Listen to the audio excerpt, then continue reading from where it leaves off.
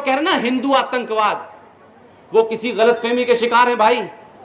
पूरी दुनिया में आतंकवाद जहां भी होता है, पूरी दुनिया में आतंकवाद जहां भी सक्सेसफुल रहा है, वो मेजॉरिटी का आतंकवाद सक्सेसफुल रहा है।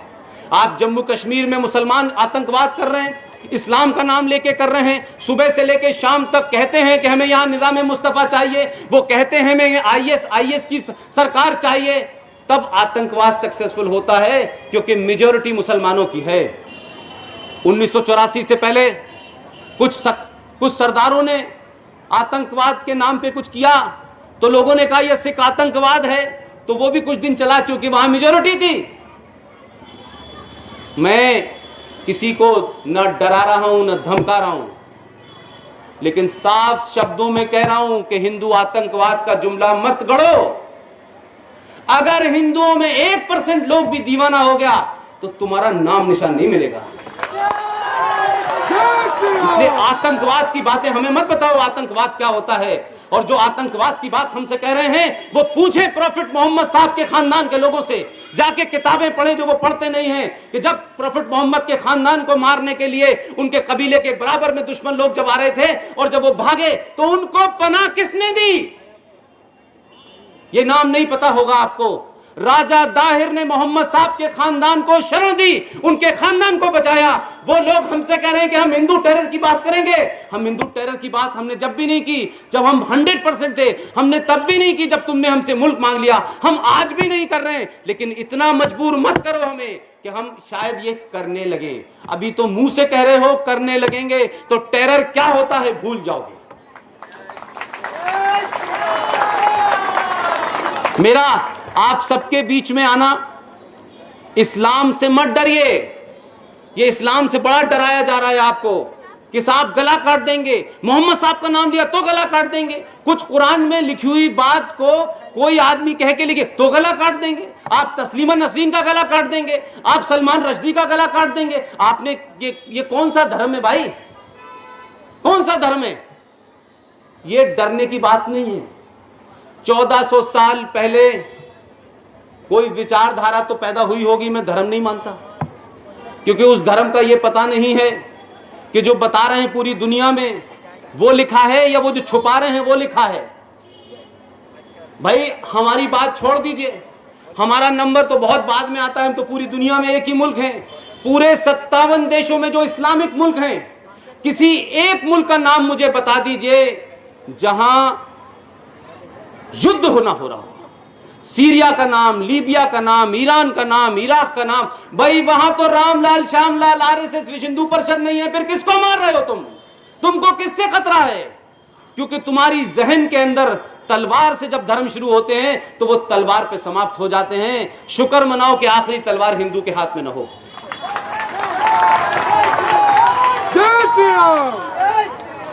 ये क्या वजह है कि हम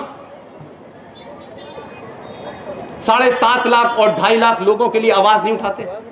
हम उनके लिए लड़ते नहीं हैं, हम उनके लिए कैंडल लेके नहीं घूमते, हमारा समाज उनके लिए अवार्ड वापस नहीं करता है, हमारे समाज को इंटॉलरेंट नहीं लगता है, हमारे हीरो हीरोइन को डर नहीं लगता है। लेकिन इसी देश के अंदर कमाल की बात देखिए, सन 1971 की जो वॉर हुई थी, सिंह साहब आप मेरी बात को सेकंड करें, जब 71 में आपने पाकिस्तान फौज की कमर तोड़ दी और उनके 93,000 फौजियों को जो गजवाए हिंद और इस्लामिक फौज का नारा लेके आए थे कि हिंदू डरपोक होता है, ये बनिया होता है, इसको तो हम मार के भगा देंगे। जब 93,000 फौजियों को आपने घुटनों के बल सरेंडर कराया था, उस दिन पाकिस्तान को यह समझ में आ गया था कि भारत से सीधे युद्ध में हम नहीं जीत सकते हैं। तो आपने क्या किया कि पाकिस्तान के हेडक्वार्टर में एक डॉक्ट्रिन तैयार की गई, एक डॉक्यूमेंट तैयार किया गया और उसमें कहा गया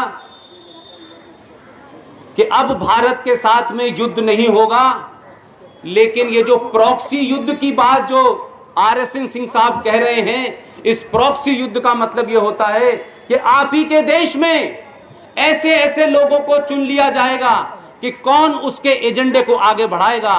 और अब हम वैचारिक युद्ध पे उतर आए हैं। लिहाजा आपकी यूनिवर्सिटीज, आपके कॉलेज, तो जेएनयू में जो हुआ जादवपुर में जो हुआ, हैदराबाद में जो हुआ, वो कोई नई बात नहीं हो रही।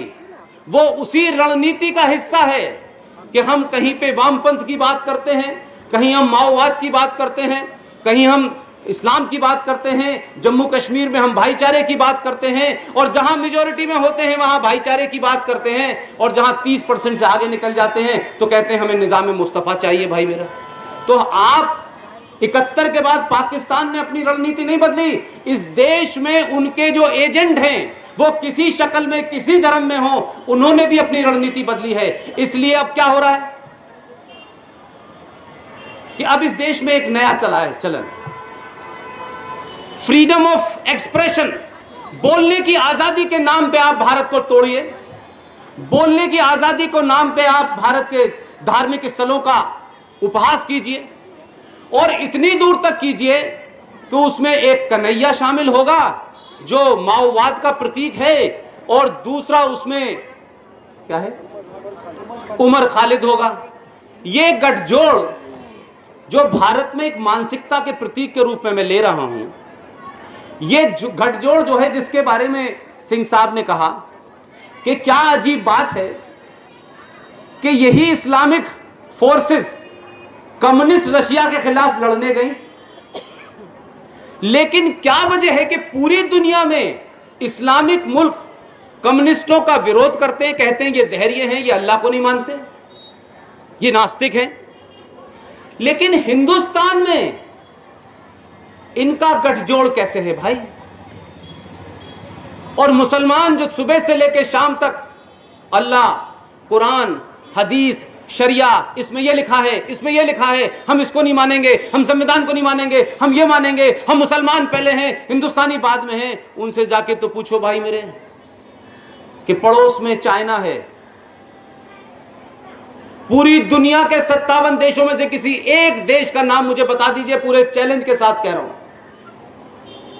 जो भारत के मुसलमानों के ऊपर, भारत में कश्मीर के ऊपर, 2002 के दंगों के ऊपर पूरी दुनिया में लोगों को पेट में दर्द होता है, लेकिन बड़े अमीर लोग हैं 57 देश, बड़े ताकतवर लोग हैं, लेकिन एक बार भी कहीं मुझे हल्की सी कहीं एक लाइन की खबर नहीं मिली कि 57 इस्लामिक देशों ने चाइना से कहा है कि क्या वजह है कि आपने 5 वक्त की नमाज जो फरमा गए हैं रसूल के 5 वक्त की नमाज पढ़नी है, उस पर रोक लगा के कहा है 5 वक्त नहीं 2 वक्त की नमाज पढ़ो, यहां के हिसाब से पढ़ो, चटाई लेके आओ और थाने में जमा करो, दाढ़ी लंबी नहीं रखो, टोपी मत लगाओ, और अगर तुमने रोजा 8 घंटे का रखा तो बंद। तो हजारों लोगों को जेल में बंद कर दिया है, और जो सड़क पे नमाज पढ़ता है उसमें कोड़े पड़ते हैं चाइना के अंदर, लेकिन पूरे देश के, पूरी दुनिया के, और यहां के मुसलमान, इस देश के मुसलमान मुनाफिक मक्कार हैं ये, कि एक बार चाइना के खिलाफ नहीं बोलते, क्योंकि उन्हें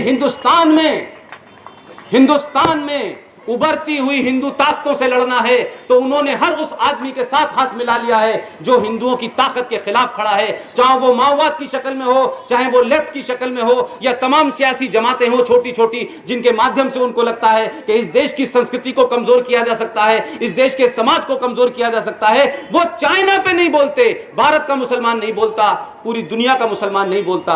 और दूसरी बात आपको कहता हूं कि इसी देश के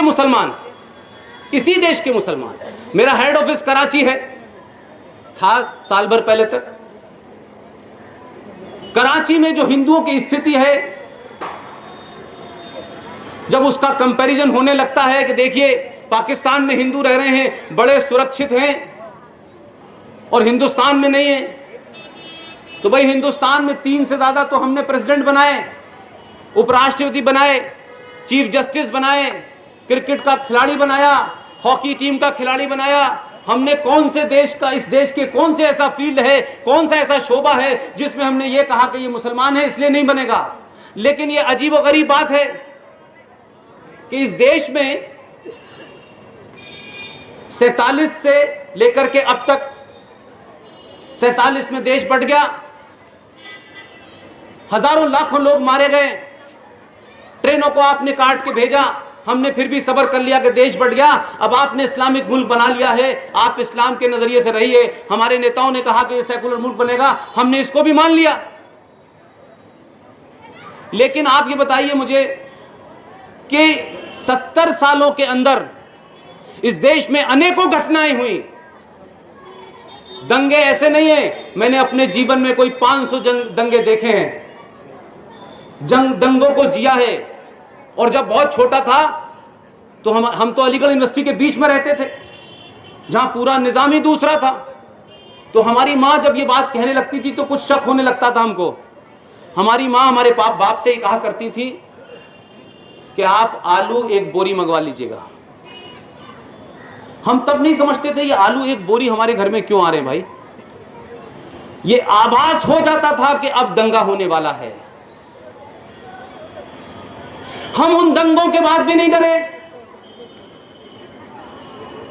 हमारे देश में इतने बम धमाके हुए तब भी हम नहीं डरे। हजारों दंगों एक तरफा हुए, हम नहीं डरे। आसाम में क्या हुआ, मालदा में क्या हुआ, हम तब भी नहीं डरे। लेकिन ये अजीब बात है भाई, बॉम्बे में 400 हिंदुओं को इसी मुल्क में पैदा हुआ एक माफिया डॉन बाबरी मस्जिद की आड़ में बम धमाके करता है। 1993 में हजारों हिंदू मर जाते हैं, मुरादाबाद में मर जाते हैं, मलियाना में मर जाते हैं, मेरठ में, अलीगढ़ में, रामपुर में, आजमगढ़ में मर जाते हैं। हमको डर नहीं लगा। लेकिन मक्कारी देखिए इस देश की, ये हमारे धैर्य की, हमारे पेशेंस की, हमारे तहम्मुल का इम्तिहान है कि इस देश में 3 प्रधानमंत्री, राष्ट्रपति आए चले गए, हमने कभी नहीं पूछा उनका नाम क्या था, हमने कभी उनका रिकॉर्ड नहीं निकाला, कब ने किसने क्या किया, वो कैसे बना, हमने पूछा ही नहीं। जितना सम्मान उस पद को मिलता है सबको दिया। लेकिन एक नामाकूल, एक नमक हराम, एक आदमी जो मेरी उस यूनिवर्सिटी का वाइस चांसलर था, बाद में भारत के माइनॉरिटी कमीशन का चेयरमैन बना, ईरान में भारत का राजदूत रहा, और जो उसने ईरान में किया वो देश में पब्लिकली बताने की चीज नहीं है, वो सिंह साहब जानते हैं। 2 बार उपराष्ट्रपति रहा, लेकिन कुर्सी से उतरते ही कहता है कि हिंदुस्तान में मुसलमान सुरक्षित नहीं है। तो तुम कैसे सुरक्षित थे भाई?